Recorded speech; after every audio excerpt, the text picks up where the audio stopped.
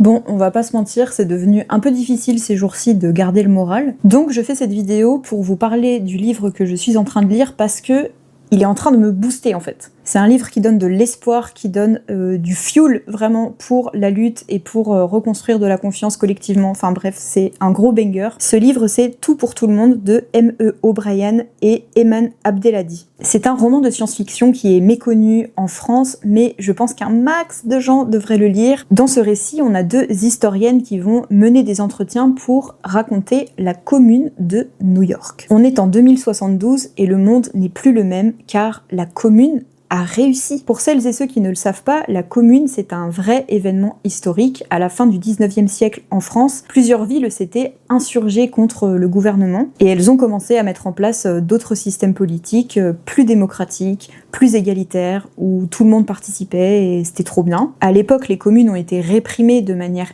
hyper sanglante par l'armée française et aujourd'hui on en parle à peine dans les manuels d'histoire. Bref, dans ce roman de science-fiction, pendant les années 2030-2040, il y a eu de nouveaux épisodes de la Commune, un petit peu partout dans le monde, sauf que cette fois ça a marché. On est 30 ans plus tard et il n'y a plus aucune trace du capitalisme et du fascisme.